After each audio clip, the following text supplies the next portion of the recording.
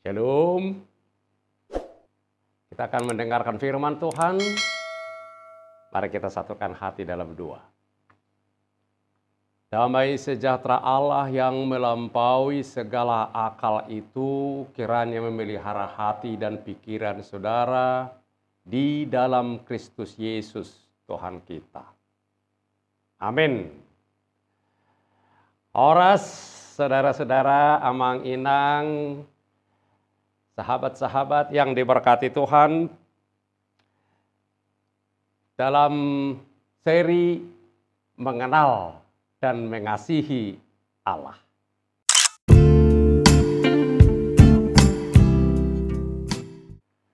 Hari ini kita akan belajar tentang Epifani.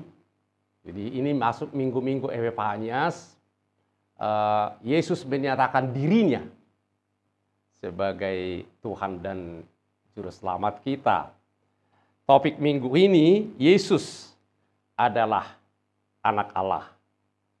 Jadi kita mengenal dan makin mengasihi Allah, makin mengenal, makin mengasihi Yesus. Kita dengarkan dulu firman Tuhan yang diambil dari Injil Lukas pasal 3 ayat 15 sampai dengan 17, kemudian ayat 21 sampai dengan ayat 22, demikian firman Tuhan.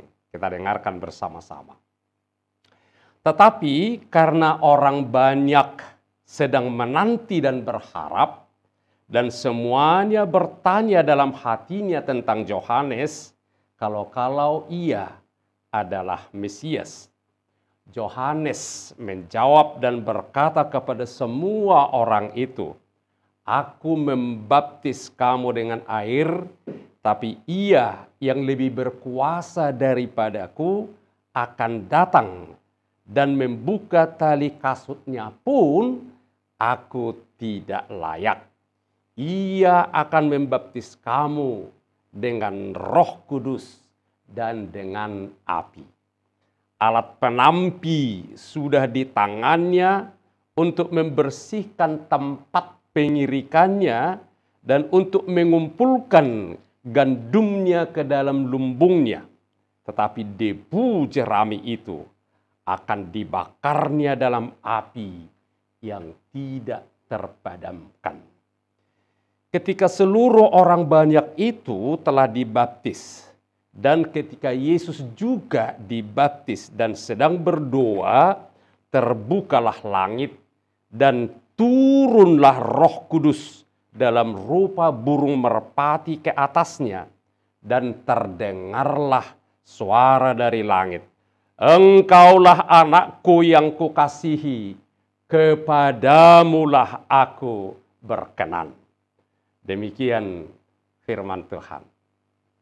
Saudara-saudara yang diberkati Tuhan, pernah heboh di Indonesia ada pernyataan seperti ini, kalau dia anak Allah, lalu di mana lahir? Siapa bidannya? Saudaraku, Yesus adalah anak Allah. Mengapa Yesus disebut anak Allah? Karena Allah sendiri yang bilang. Itu tadi kita dengarkan Lukas 3 ayat 22, ada suara dari langit. Allah berkata, "Engkaulah anakku yang kukasihi, kepadamulah aku berkenan." Ya, jadi Allah yang menyatakan. Jadi bukan ini soal lahir di mana, siapa ibunya, siapa bidannya, bukan itu persoalannya. Saudaraku, kalau hari ini kita belajar mengenal dan mengasihi Yesus, mengenal di sini bukan hanya sekedar mengetahui informasi tentang Yesus. Ya. Jadi firman Tuhan yang akan kita pelajari dalam seri mengenal dan mengasihi, makin mengasihi Yesus, bukan hanya menginform kita, tapi supaya mentransform, mengubah kita. Jadi yang kita bicarakan ini bukan siapa ibunya, siapa bidannya, siapa istrinya Allah, bukan itu.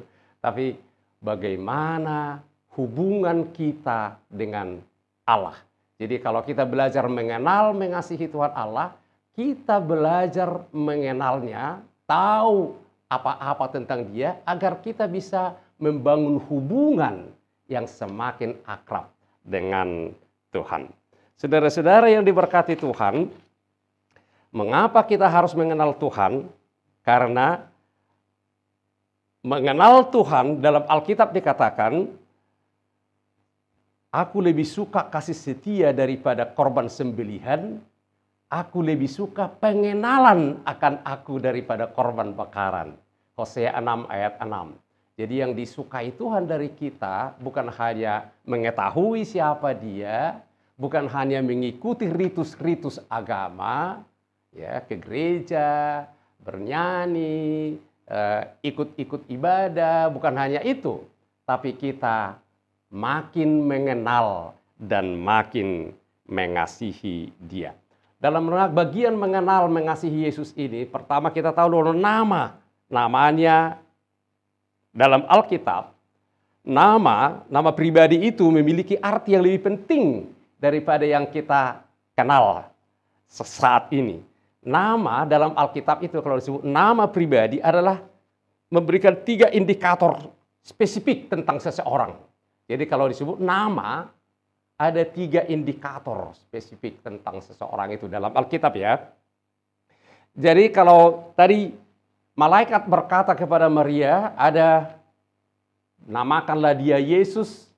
Kalau kepada gembala-gembala, malaikat berkata, dia adalah Tuhan, dia adalah Kristus, dia adalah Mesias. Nah, jadi nama pribadi ada 3 hal spesifik yang perlu kita tahu. Pertama, setiap nama ada tujuannya. Jadi kalau disebut namanya adalah Yesus, tujuannya apa? Yesus itu artinya juru selamat. Jadi tujuannya adalah menjadi juru selamat. Dia datang untuk menyelamatkan dunia. Dia datang menyelamatkan kita agar kita beroleh pengampunan dosa dan beroleh jaminan kehidupan yang kekal, dan yang juga tidak kalah pentingnya, agar kita bisa memiliki hubungan yang baik dengan Tuhan. Jadi memiliki hubungan yang baik dengan Tuhan. Jadi bukan hanya tahu tentang Tuhan, tapi memiliki hubungan yang akrab, hubungan yang sangat intim dengan Tuhan. Jadi tujuannya, jadi setiap nama ada tujuannya. Yang kedua, posisinya. Jadi kalau disebutkan nama, posisinya disebut dia Tuhan. Tuhan, Lord. Artinya dia adalah Tuhan semesta alam. Jadi kalau disebut Yesus itu, namanya banyak gelar-gelar untuk Yesus. Jadi dia adalah Tuhan semesta alam, tapi sekaligus dia adalah sahabat kita. Keren kan? Kalau sudah Pemanis sama Presiden Jokowi, kita nggak bisa lagi menganggap dia sahabat kita. Karena ada jarak ya. Ada jarak kalau sudah orang yang sangat berkedudukan tinggi. Tapi dalam Yohanes 15:14, Yesus berkata, kamu adalah sahabatku jikalau kamu berbuat apa yang kuperintahkan kepadaku. Jadi dia adalah Tuhan dan juru selamat kita, tapi dia juga mau menjadi sahabat kita. Yang ketiga, nama itu juga ada sekaligus janji, ya, ada janji. Dia disebut Kristus. Kristus juga adalah artinya sama dengan Mesias yang diurapi, yang dijanjikan, ya. Jadi Yesus adalah Tuhan, adalah Kristus, Mesias yang dijanjikan, ya. Jadi Kristus itu bukan marganya, tapi adalah jabatannya.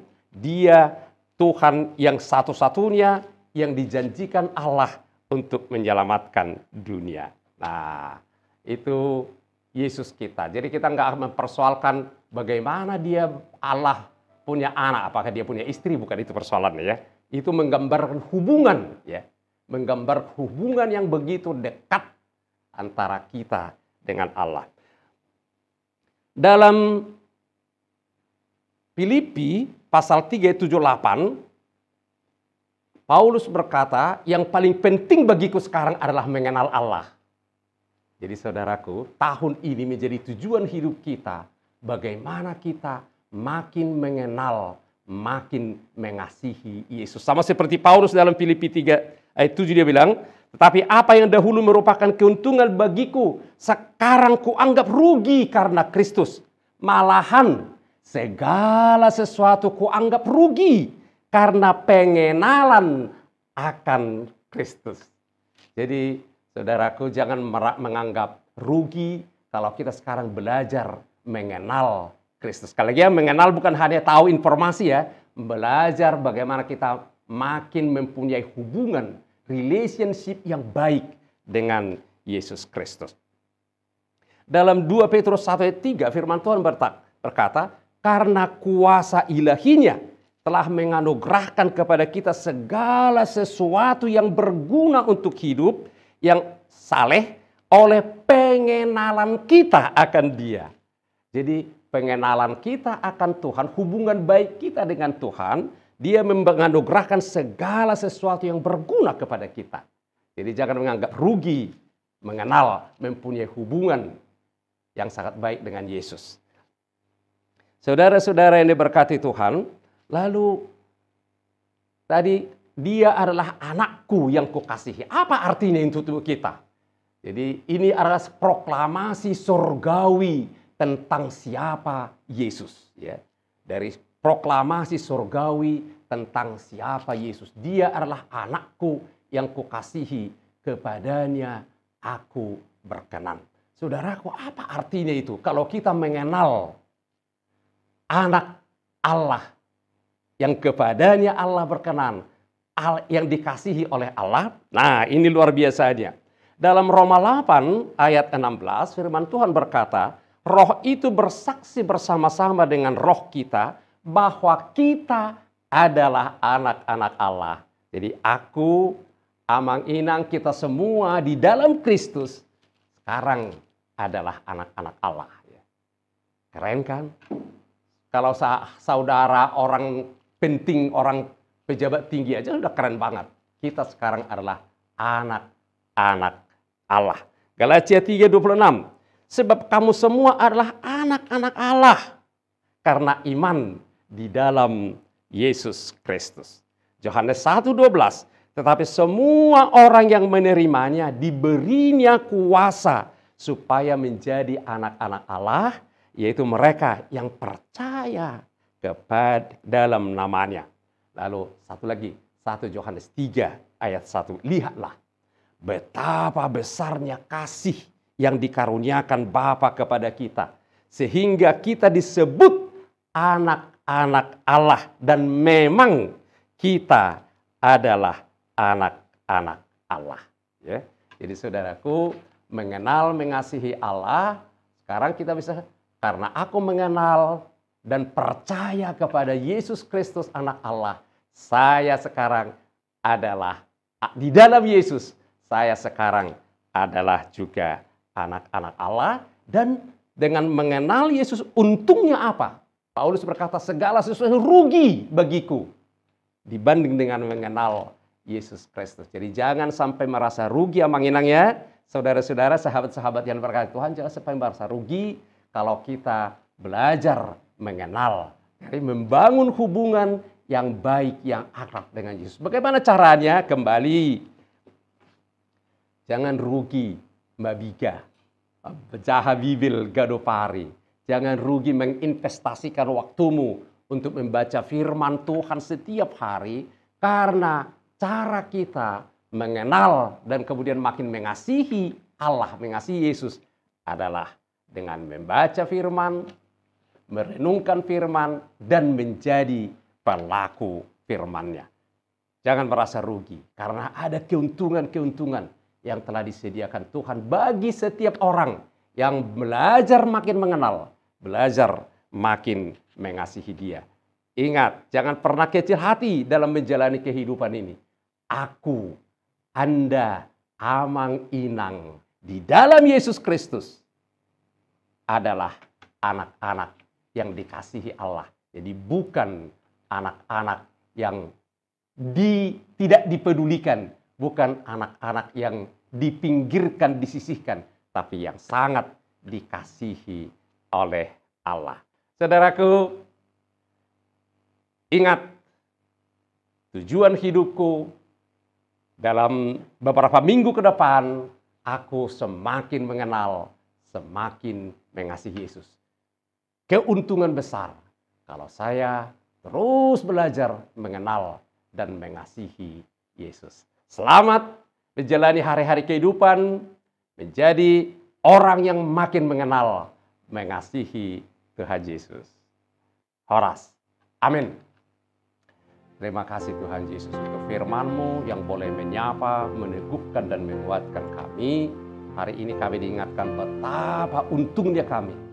Karena Tuhan mau kami kenal di dalam Yesus Kristus. Terima kasih Yesus yang Kau kasihi, anak kekasih-Mu yang kepadanya Kau berkenan, menjadi sahabat kami. Dan di dalam Yesus kami menjadi anak-anak-Mu. Tuhan, setiap orang yang mendengarkan firman ini, ingatkan, teguhkan hatinya, agar menjadi suatu kebanggaan bagi setiap kami. Boleh mengenal-Mu dan boleh makin mengasihi-Mu. Boleh memiliki hubungan yang hari lepas hari semakin lebih baik, semakin lebih akrab dengan-Mu. Terpujilah nama-Mu Yesus. Anak Allah yang oleh-Mu kami menjadi anak-anak yang dikasihi oleh Allah. Amin. Shalom. Horas, sampai ketemu dalam khotbah berikutnya. Shalom.